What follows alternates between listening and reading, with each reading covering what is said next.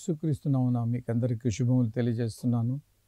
ఈ యొక్క క్రిస్మస్ వాతావరణంలోనికి మనం ప్రవేశించినామని దేవునికి వందనాలు చెల్లిస్తున్నాము.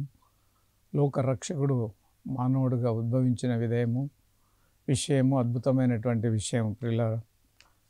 మరి మానవ జాతి కోసం, లోక కళ్యాణం కోసం ఆ దేవుడే మరి ఈ లోకమున జన్మించి నరావతారిగా జన్మించి ఆయన చేసిన అద్భుత కార్యములను, మరి ఆయన జననంలోని అద్భుత కార్యములను, మరి ఆయన జీవితంలోని అద్భుత కార్యములను మరి ధ్యానించగలిగిన కృపను దేవుడిచ్చినందుకు దేవునికి ఎంతో వందనాలు చెల్లిస్తున్నాం. క్రీస్తునందు ప్రియమైన వారలారా, లూకా శుభవార్తలో మొదటి అధ్యాయము 67 వచనాలలో చూస్తే, మరియు అతని తండ్రి అయిన జకర్యా పరిశుద్ధాత్మ పూర్ణుడై ఇట్లు ప్రవచించెను, ప్రభు అయిన ఇశ్రాయేలు దేవుడు స్తుతింపబడుగాక. ఆయన తన ప్రజలకు దర్శనమిచ్చి వారికి విమోచనం కలగజేసెను. తన సేవకుడైన దావీదు వంశం నందు మన కొరకు రక్షణ శృంగమును, అనగా మన శత్రువుల నుండి మనం ద్వేషించు వారందరి చేతుల నుండి తప్పించి రక్షణ కలగజేసెను. క్రీస్తునందు ప్రియమైన వారు, ఇక్కడ జకర్యా అనేటువంటి వ్యక్తి తాను పవిత్రాత్మ పూర్ణుడై ప్రవచించిన మాటలను ఇక్కడ మనం చూస్తున్నాం. ఇక్కడ దావీదు వంశమందు మన కొరకు రక్షణ శృంగమును దేవుడు దయచేశాడు. ఇక్కడ he has raised up a horn of salvation in the house of his servant David అని ఇంగ్లీష్లో రాయబడి ఉంటుంది. దావీదు వంశంలోని మరి జనించినటువంటి రక్షణ శృంగము, హార్న్ ఆఫ్ సాల్వేషన్.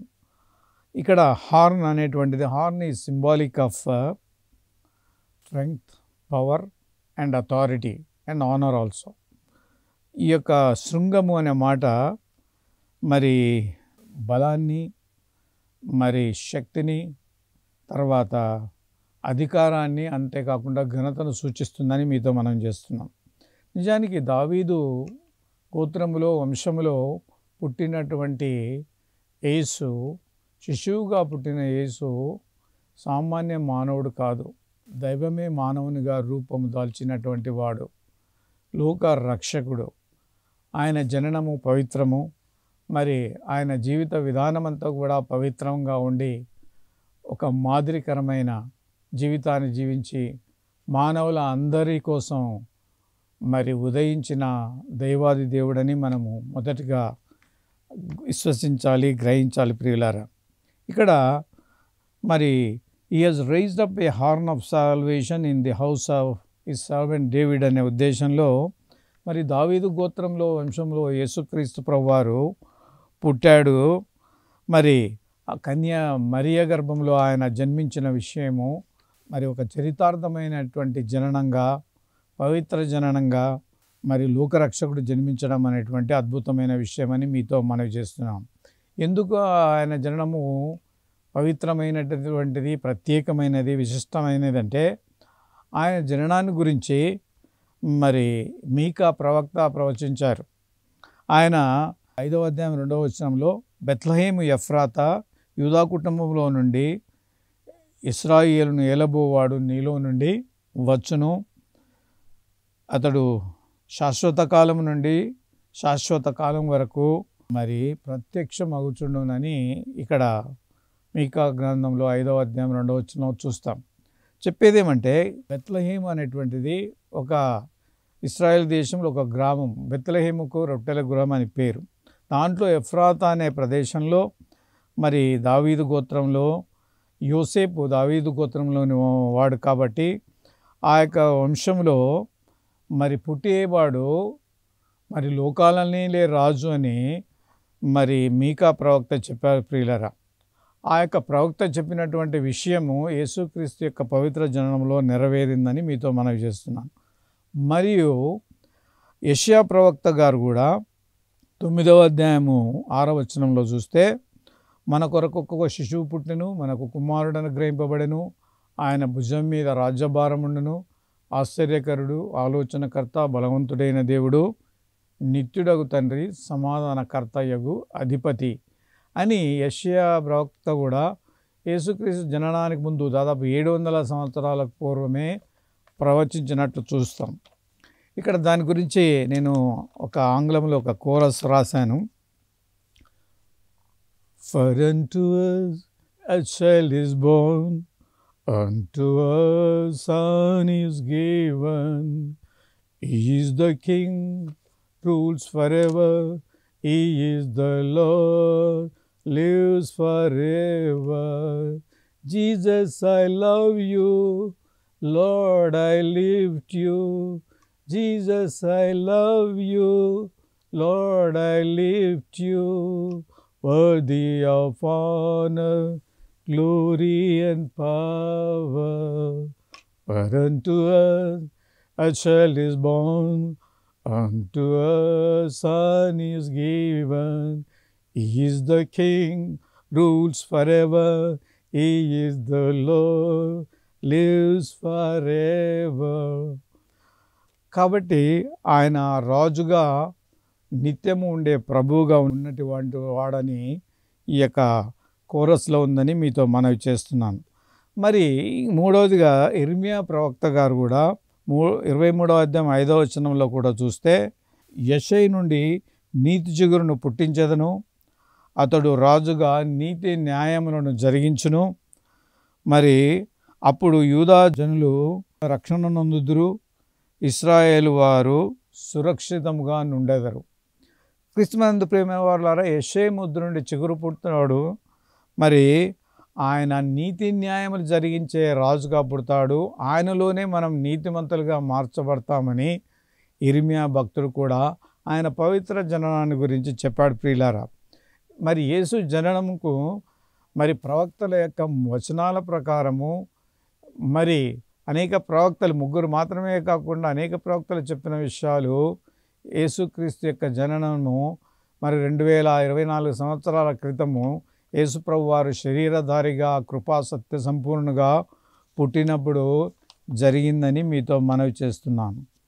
ఇక్కడ ఆయన ఏమంటాడంటే, తర్వాత వచనాలలో ఆయన మన పితరులకు కరుణించుటకును ఆయన తన పరిశుద్ధమైన నిబంధనను, అనగా మన తండ్రి అయిన అబ్రహాముతో తాను చేసిన ప్రమాణమును జ్ఞాపకం చేసి కొనుటకు అనే మాట రాయబడింది. యేసుప్రభు యొక్క జననంలో మన పితరులను కరుణించుటకు అంటే ఇశ్రాయేలు వారిని, యూదా వారిని, మరి వారితో చేసినటువంటి నిబంధన అంటే నిజానికి దేవుడు అబ్రహాముతో నిబంధన చేశాడు. మరి ఆ చేసినటువంటి నిబంధన, యాకోబుతో చేసిన ప్రమాణమును మరి జ్ఞాపకం చేసుకోవాల్సినటువంటి వారం అంటున్నాం. ఇక్కడ నిబంధన అనే మాటను నేను హైలైట్ చేయాలని ఆశిస్తున్నాను ప్రియులారా. ఇక్కడ నిబంధన అనగా మరి ఒక చెరిగిపోని ఒప్పందం. Covenant is an agreement, and inviolable agreement. అది ఒక చెరిగిపోని ఒప్పందం అని మీతో మనం చేస్తున్నాను. దేవుడు ఇశ్రాయేల్ జాతిని ఇంతగా ప్రేమించడానికి కారణం ఏమంటే, మొట్టమొదటిగా దేవుడు అబ్రహాముని ప్రేమించాడు. అబ్రహాము దేవునికి విధేయుడై ఆయన చిత్తాన్ని నెరవేర్చాడు. ఆయన కుమారుడైన ఇస్సాకును ప్రేమించాడు. ఆయన కుమారుడైనటువంటి యాకోబును ప్రేమించాడు. ఆ యాకోబు యొక్క సంతానమైన 12 గోత్రికుల వారే ఇశ్రాయేలులు. కాబట్టి ఆ యొక్క ప్రేమ, నిబంధన సంబంధమైన ప్రేమను బట్టి దేవుడు ఇశ్రాయేలు జాతిని అత్యధికంగా ప్రేమించినాడని, వారిని ప్రత్యేకంగా జనంగా చూశాడని, వారికి అనేక మార్లు సహాయం చేసినట్లుగా మనం చూస్తాం. అంతేకాకుండా వారు పాపం చేసినప్పుడు వదిలిపెట్టలేదు, కానీ వారిని శిక్షించి బాగు చేసినట్లు కూడా మనం వాక్య భాగంలో చూడగలం. ఇక్కడ దేవుడు ఏం చెప్తున్నాడంటే, ఆయన తన పరిశుద్ధమైన నిబంధన, దేవుడు చేసిన నిబంధన పరిశుద్ధమైన నిబంధన, holy covenant. Holy God made a holy covenant with Abraham and Isaac and Jacob. అదే ఇశ్రాయేలీయులు అందరికీ కూడా మరి వర్తించిందని, వారితో కూడా నిబంధన చేస్తాడని మనము గ్రహించాల్సినటువంటి వారం అంటున్నాం. ఇక్కడ నిబంధన గురించి కూడా మనము కొంచెం ఆలోచించాల్సిన వారం అంటున్నాం. కీర్తనలో 105వ కీర్తన 8-9 వచనాల్లో చూస్తే, తాను సెలవిచ్చిన మాట 1000 తరం వరకును, అబ్రహాముతో తాను చేసిన నిబంధన, ఇస్సాకుతో తాను చేసిన ప్రమాణమును నిత్యము ఆయన జ్ఞాపకం చేసుకొనును. నిబంధన అటువంటిది ఒక ఒప్పందం అని ఇంతకుముందే చెప్పడం జరిగింది. కాబట్టి దేవుడు తాను అబ్రాహాముతో చేసిన నిబంధనను, యాకోబు చేసిన నిబంధనను నిత్యం జ్ఞాపకం చేసుకుంటూ వారిని మరి ప్రేమిస్తున్నాడు. కాబట్టి వారిని జ్ఞాపకం చేసుకొని వారికి సహాయం చేసినట్లుగా మన పరిశుద్ధ బైబిల్లో పాత నిబంధన గ్రంథమంతా కూడా ఇశ్రాయేలీయులు, యూదా వారి చరిత్ర, వారి జీవితంలో జరిగిన అనేకమైన సంఘటనలు, వారి దేవుడు చేసిన మేళ్ళు, వారిని ఆశీర్వదించిన విధానం మనం చూడగలం ప్రియులారా. ఇంకోటి చెప్పాలంటే Israel is a powerful nation even today. వారు 4 మరి ఆర్ట్స్, సైన్స్, టెక్నాలజీ, మ్యూజిక్ ఈ 4 రంగాలలో కళల్లోనూ, విజ్ఞాన శాస్త్రంలోనూ, మరి టెక్నాలజీలోనూ, మరి మ్యూజిక్లో, సంగీతంలోనూ కూడా వాళ్ళు చాలా ప్రఖ్యాతి చెందినటువంటి వారుగా ఉంటున్నారు. మన దేశంలో ప్రస్తుతం ఉన్నటువంటి మరి డ్రిప్ ఇరిగేషన్ కూడా మనం ఆ యొక్క ఇజ్రాయెల్ నుంచి అడాప్ట్ చేసుకున్నటువంటి టెక్నాలజీ అని మనం గ్రహించిన వారం అంటున్నాం. మరి వెపన్ టెక్నాలజీలో they are powerful even today. మరి ప్రస్తుతము మరి ఇరాన్కు ఇజ్రాయెల్కి యుద్ధంలో జరుగుతున్నప్పటికీ మరి ఆ 2 దేశాల మధ్య శాంతి జరగాలని, శాంతియుత ఒప్పందంతో, వారి శాంతి సమాధానాలతో మరి 2 వైపులా కూడా శాంతి సమాధానాలతో ఉంటే మంచిదని నేను భావిస్తున్నాను ప్రియులారా. చెప్పేది ఏమంటే దేవుడు వారిని ప్రేమిస్తున్నాడు. Why other nations love Israel అంటే వారు చెప్పే మాట ఏమంటే, కొన్ని దేశాల వారు ఏం చెప్తారంటే they are chosen people of God, వారు దేవుని చేత ఏర్పరచబడిన వారు కాబట్టి వారిని ప్రేమిస్తున్నారు. Because of the Bible, because of their relationship with God made their favorite people to some nations also. కాబట్టి దేవుడు వారిని ప్రేమిస్తున్నాడు అనేటువంటి వాస్తవము. అయితే మరి వారు నిజంగా యేసుక్రీస్తును హృదయపూర్వకంగా స్వీకరించినప్పుడు వారి జీవితంలోని ఇంకా నిజమైనటువంటి ఆనందము, మరి రక్షణ వారి జీవితాలలో, ఆ యుద్ధాలు, పోరాటాల నుంచి వాళ్ళు బయటికి వస్తారని నేను నమ్ముచున్నాను. యెహెజ్కేలు గ్రంథంలో 16వ అధ్యాయం 6వ వచనంలో కూడా చూస్తే, నీ యవన దినముల యందు నేను నీతో చేసిన నిబంధనను జ్ఞాపకం చేసుకొని ఒక నిత్య నిబంధన నీతో చేసి దానిని స్థిరపరుతున్నన్నాడు ప్రియులారా. నిజానికి ఇక్కడ నీ యవన దినంలో చేసిన నిబంధన అంటే వారు ఐగుప్తు బానిసత్వం నుంచి విడిపించబడినప్పుడు సైతం వారు దేవుని ప్రజలుగా కొనియాడబడ్డారు. కాబట్టి మరి ఆ నిబంధనను జ్ఞాపకం చేసుకొని దేవుడు ఏమంటాడు, వారితో నిత్య నిబంధన చేస్తాను అంటే శాశ్వతమైనటువంటి ఒప్పందం చేసి నేను కాపాడుతాను, పరిరక్షిస్తాను, పోషిస్తాను అనే విధానంలో దేవుడు చెప్పడం జరిగింది ప్రియులారా. అనగా దేవుడు మనుషులను ఎట్లా ప్రేమిస్తున్నాడంటే, దేవుడు ఒక జాతిని మాత్రమే ప్రేమిస్తాడా అనే ఒక ప్రశ్న, ఇశ్రాయేలు వారిని మాత్రమే ప్రేమిస్తాడా అంటే మన అందరినీ ప్రేమిస్తున్నాడు. అయితే ఒకటి నేను చెప్పేది ఏమంటే, ఆయన రక్తధారలో కడగబడి ఆయనను హృదయపూర్వకంగా స్వీకరించి ఆయన పవిత్రాత్మను పొంది ఆయన వాక్య వెలుగులో జీవిస్తున్న వారిని, ప్రతి ఒక్కరిని వారు ఏ జాతి వారైనా, ఏ కులం వారైనా, ఏ మతం వారైనా మరి దేవుడు ప్రేమిస్తాడు, వారికి సహాయం చేస్తాడు అనేటువంటిది మరి ఖచ్చితమని మీతో సవినయంగా మనం చేస్తున్నాను. మీకా గ్రంథంలో 7వ అధ్యాయం 20వ వచనంలో కూడా ఏమని రాబడిందంటే, పూర్వకాలమున నీవు మా పితరులకు అయిన అబ్రహాము, యాకోబులకు ప్రమాణం చేసిన నీ సత్యమును కనికరమును నీవు అనుగ్రహింతువు. మీకా యొక్క కాలంలో కూడా, పూర్వకాలంలో వారు కూడా నిజానికి అబ్రహాము విశ్వాసులకు తండ్రి.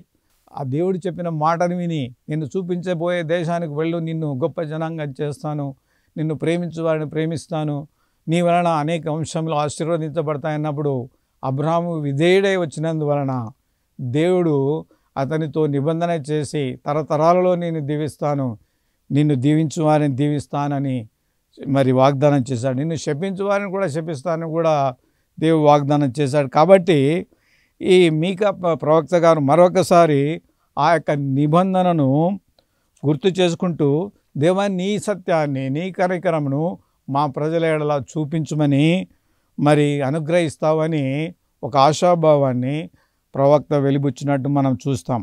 ఇక్కడ God remembers his covenantal relationship with Israel and establish an everlasting covenant.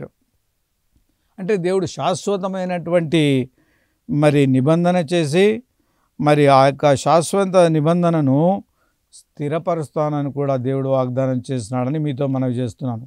చెప్పేదేమంటే క్రీస్తునందు ప్రియమైన వారలారా, నిజానికి దేవుడు ప్రపంచంలోని అన్ని క్రైస్తవులను, అందరి క్రైస్తవులను, ఆయన ప్రేమించిన వారినందరినీ, ఆయన కృప పొందిన వారిని అందరినీ, మానవులందరినీ ప్రేమిస్తున్నాడని మనం గుర్తు చేసుకునవలసిన వారమై ఉంటున్నాం. కాబట్టి salvation it self A covenant and relationship with God. అంటే రక్షణ అనేటువంటిది కూడా ఒక నిబంధన సంబంధమైన సంబంధము. అనగా యేసుక్రీస్తు రక్తంలో కడగబడి ఆయన బిడ్డలుగా స్వీకరించబడిన వారందరూ కూడా ఆయన కుమారులు, కుమార్తెలు అనే విషయాన్ని మనం గుర్తు చేసుకొని మరి మనం కుమారులుగా, కుమార్తెలుగా మరి దేవునికి ఇష్టలుగా మరి జీవించాలని దేవుడు కోరుతున్నాడు ప్రియులారా. ఇక్కడ మూడవదిగా మనము శత్రువుల చేతిలో నుండి విడిపింపబడి మన జీవితకాలమంతయు నిర్భయలమై ఆయన సన్నిధిని పరిశుద్ధముగాను నీతిమంతులముగాను ఆయనను సేవింపను అనుగ్రహించుటకు ఈ రక్షణ కలుగజేసను. క్రీస్తునందు ప్రియమైన వారిలో యేసుప్రభు వారు లోకరక్షకుడుగా ఎందుకు పుట్టినాడంటే మరి ఆయనతో ఉన్నటువంటి నిబంధన సంబంధాన్ని బట్టి మనం మన శత్రువులను జయించడానికి, శత్రువుల నుండి విడిపించబడాలి. మరి శత్రువుల నుంచి విడిపించబడాలంటే మనుషులకు నంబర్ 1 శత్రువు ఎవరంటే మనుషులు కాదు. మనుషులకు శత్రువు సైతాన్ అనేవాడు. గర్జించు సింహం వలె ఎవరిని మింగుదునా అని మనుషులను వారిని చెడు అలవాట్లలో, మరి దుర్వ్యసనాలలో, రాంగ్ రిలేషన్స్లో, మరి అవినీతి అక్రమాలలో పాలదోసి అన్ని తప్పుడు పనులు చేయించే కారకుడు ఎవరంటే సైతాను. వాడు అబద్ధికుడును, అబద్ధములకు జనకుడినై ఉన్నాడు. కాబట్టి మానవుడు దేవుడు సృష్టించిన సృష్టి అయినటువంటి మానవుని, ఆదాముని, హవ్వను పతనము మరి అబద్ధాన్ని చెప్పి వాళ్ళని దేవుడి నుంచి దూరం చేసిన వాడు ఆయన. మరి వారి సంతానమైనటువంటి మన అందరినీ కూడా నాశనంలో నడిపించాలి, నరకంలోనికి పడద్రోయాలని వాని ఉద్దేశం. కాబట్టి దేవుడు మన శత్రువైన సైతాను నుంచి విడిపించడానికే ఈ లోకానికి వచ్చాడని మీతో మనవి చేస్తున్నాను. మరి ఒక వాక్యం నాకు గుర్తొస్తుంది, మనలో ఉన్నవాడు లోకంలో ఉన్నవానికంటే గొప్పవాడు. అంటే మనలో యేసుప్రభు నమ్మిన ప్రతి వ్యక్తిలో కూడా పవిత్రాత్మ ఉండి మరి సాతానును జయించే శక్తివంతులుగా మనల్ని చేస్తాడు ప్రియులారా. మళ్ళీ ఇంకో వాక్యంలో ఏమన్నారంటే సాతాను క్రియలు లయం చేయటకే దేవుని కుమారుడైన యేసుక్రీస్తు ప్రత్యక్షమయ్యను అని కూడా రాయబడింది. అనగా ఈ లోకానికి రక్షకుడుగా వచ్చినాడంటే ఆయన ఏదో కేవలం కొన్ని సంవత్సరాలు జీవించి సిలువలో మరణించి చనిపోవడం, లేవడము కాదు, కానీ ఆయన ఒక పెద్ద ప్రణాళికను కలిగి ఉన్నాడని మీతో మనవి చేస్తున్నాను. ఆయన రక్షణ ప్రణాళికలో మానవులందరూ రక్షించబడాలి, వారు పవిత్ర జీవితం గడపాలి, సైతాన్ అనే వాడిని జయించాలి, మరి ఆ యొక్క దురాత్మల సమూహములతో పోరాడి జయజీవితం జీవించాలి, ఆ తర్వాత తన యొక్క నిత్య రాజ్యంలో ప్రవేశించాలని దేవుడు కోరుకుంటున్నాడు ప్రియులారా. ఇక్కడ పాప విముక్తి కలిగించడంలో దేవుని ఉద్దేశం ఎప్పుడు ఇదే, మనము నిర్భయలమై పవిత్రులముగా నీతిమంతులుగా ఆ ప్రభువుని సేవించాలని దేవుడు ఆ రక్షణను దయచేశాడని మీతో మనం చేస్తున్నాను. రక్షణ అంటే ఏంటి అనేది ఒక ప్రశ్న వస్తుంది. కేవలం బాప్తిసం తీసుకోవడము రక్షణ కాదు. మనం యేసుప్రభు దేవుడని అంగీకరించి నోటితో ఒప్పుకొని ఆయన నా కోసం కూడా సిలువలో మరణించాడు, రక్తం కార్చాడు, ప్రాణం పెట్టి తిరిగి లేచాడని నమ్మడానికి గుర్తుగా బాప్తిసం తీసుకుంటాం. మన అంతరంగంలో జరిగినటువంటి ఒక మార్పుకు గుర్తు ఆ యొక్క బాప్తిసము.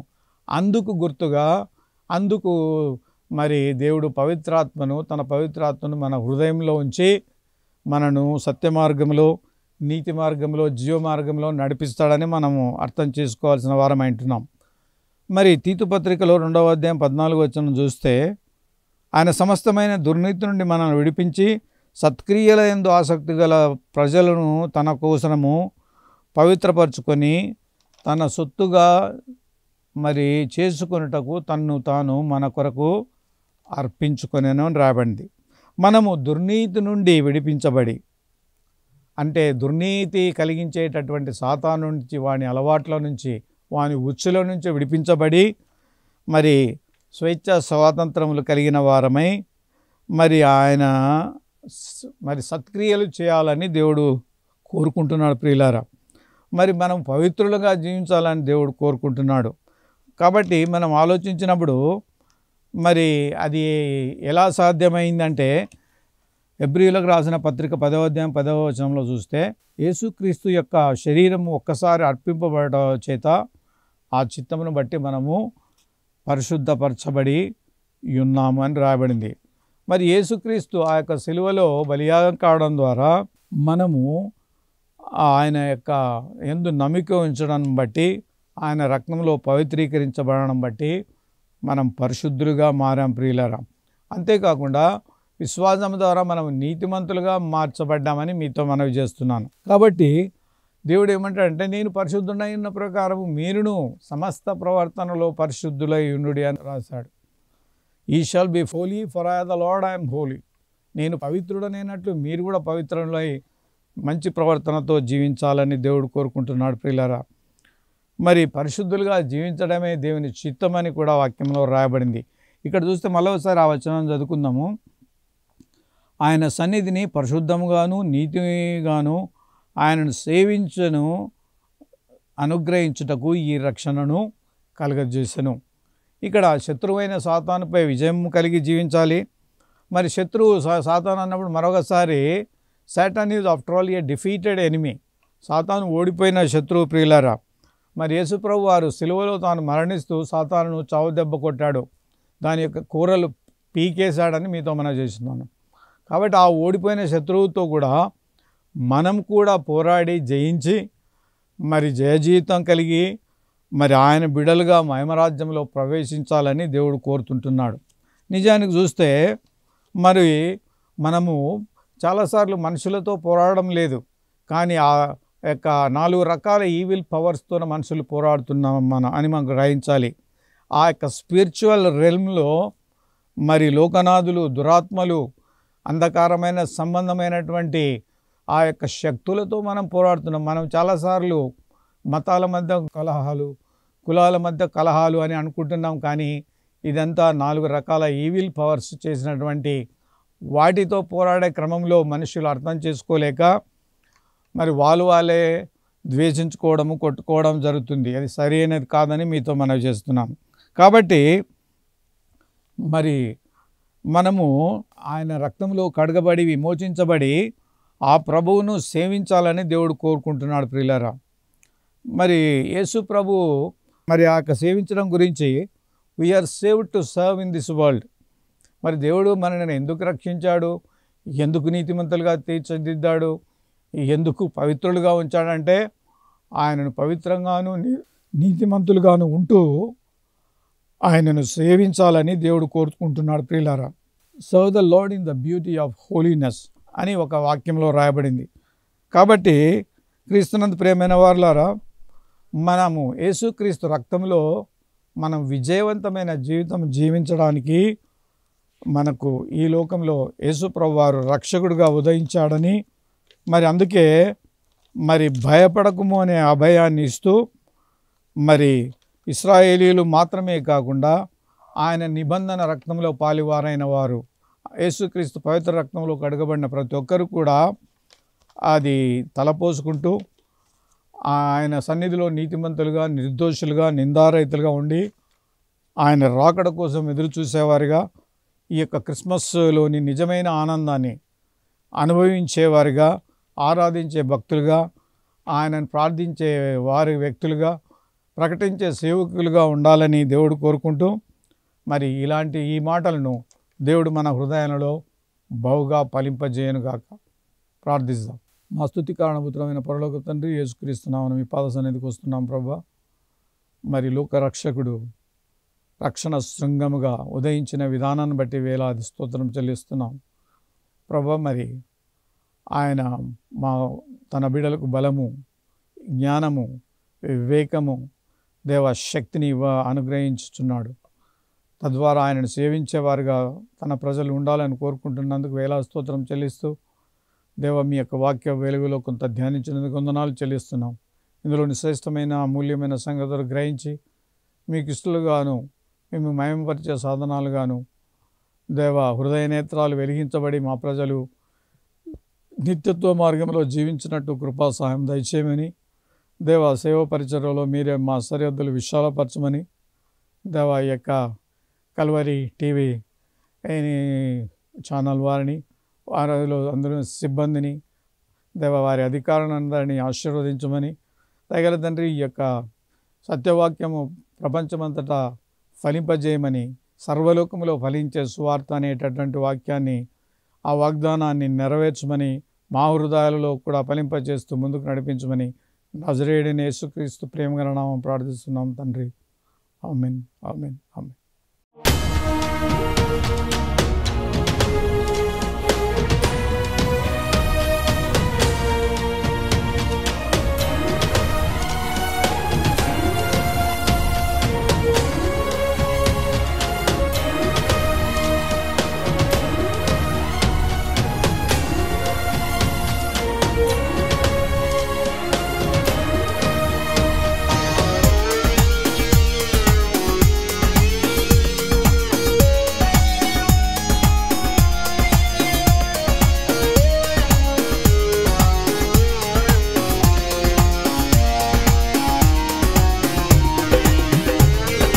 నదినై సాగిపోని కడలై పొంగిపోని హృదయం నిండు వేళ ప్రభుతో సాగిపోని నదినై సాగిపోని కడలై పొంగిపోని హృదయం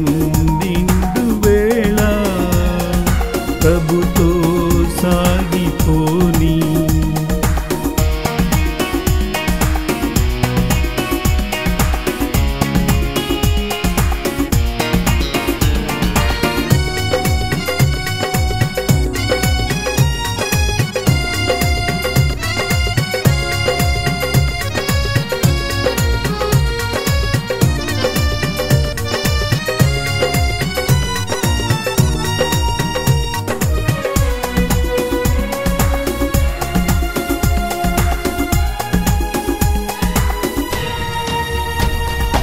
ఎండిన బీడులాంటి మానవ హృదయములపై ఎండిన బీడులాంటి మానవ హృదయములపై యేసు జీవజలము పొర్లి పారును